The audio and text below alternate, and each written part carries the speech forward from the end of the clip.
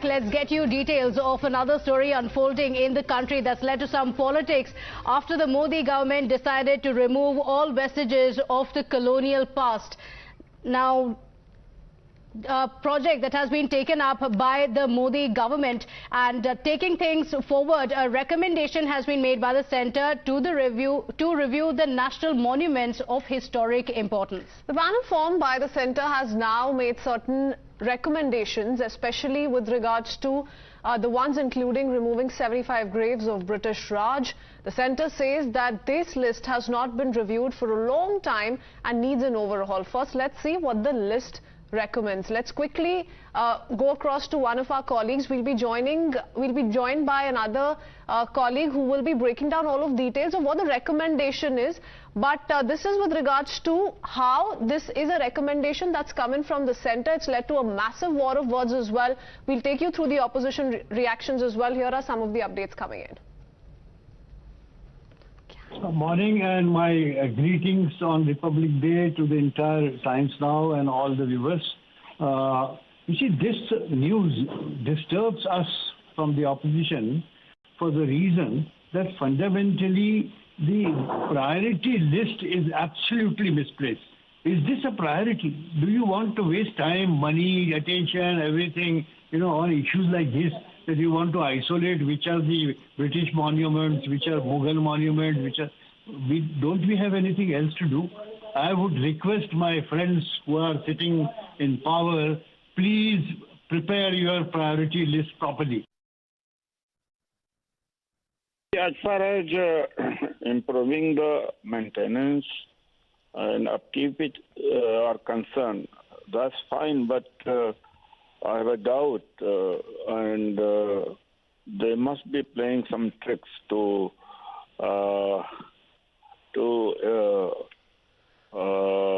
destroy or to take out some important monuments, and must be wanting to place their own, like what they did in Tilmurti library.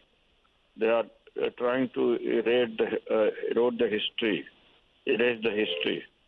So their intention is not clear and correct. So the country's list of centrally protected monuments is going to be revised, and because several graves of the British era have been dropped from the list, this is what has led to the politics of it. Our colleagues Meenakshi as well as Aishwarya Jain joining us on the broadcast. Aishwarya, there's been a lot of politics over this decision of the centre, but what is the response that is coming in from the Modi government for the overhaul in the entire list?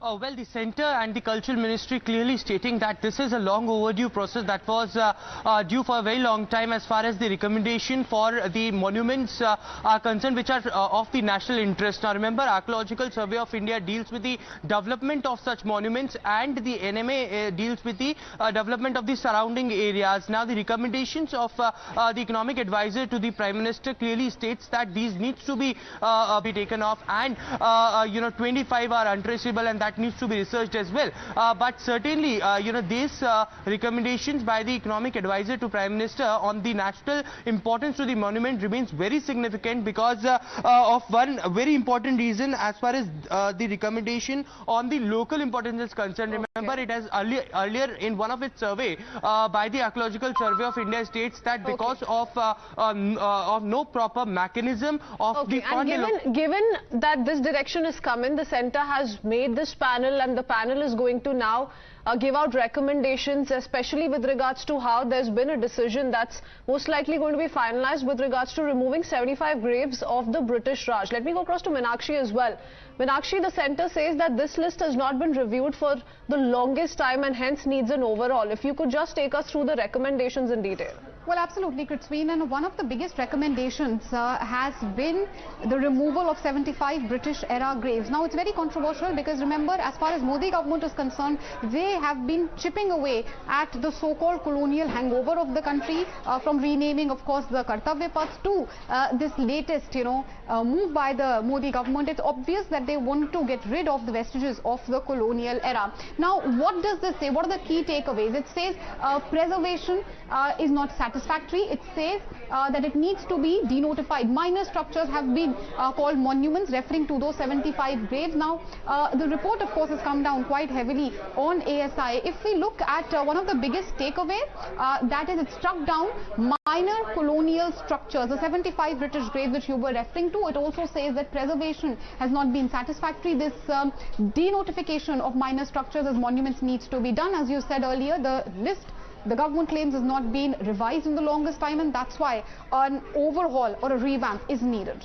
Okay, all right. Let's take this across to Aishwarya as well. Aishwarya, so the reactions that have been coming in from the opposition leaders is that this is the misplaced priority of the government. The government, of course, has said that this was long impending and, it needed a complete overhaul in the list, and that's the reason why they've decided. And it also comes at a very important day. On a day like today, Republic Day, we're seeing politics play out on the same, with the opposition leaders saying that this shows the government's misplaced priority.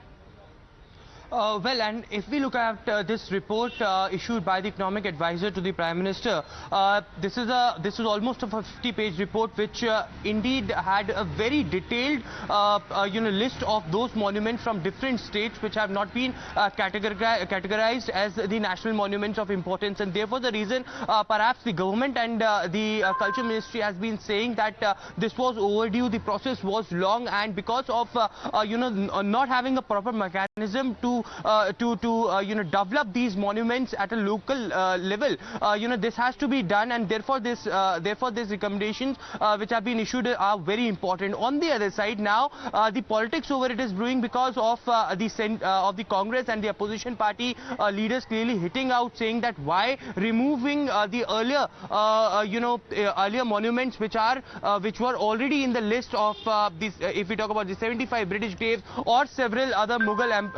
Mughal era monuments as well. Now, in the fresh list that has been recommended by the economic advisor to the Prime Minister, in this particular list we have seen that there are several monuments in Uttar Pradesh, in Delhi, in the northern part of the country which were completely disbanded by the local government, and therefore the reason, perhaps one of the recommendation which also states that the NMA and the ASI has to be under one. This is certainly a big move and something we've not quite heard of so far. Let me go across to Maruf Raza, our group consulting editor, also joining us on the broadcast. We need to take a more practical approach to these things. There are those monuments on which, as a hangover of the British Raj, orders were passed that they need to be protected. And then over a period of time, India has grown. State governments have created their own set of monuments that they believe are important for their legacy as against a national legacy. So it's a rather bloated thing, but I think what we can do is we can look at categorizing them as important and not so important, at least to begin with. And a lot of them which were protected are in a state of shabby disrepair. So we cannot brush away our history entirely to say that we don't want any hangovers from a period which defined modern India. I mean, we are speaking in English. That's also a legacy of the British. So are we going to do away with the English language also? So we need to be a little more practical about it, because if you want to integrate in the international community, you have to engage by the terms and reference by which the entire international community.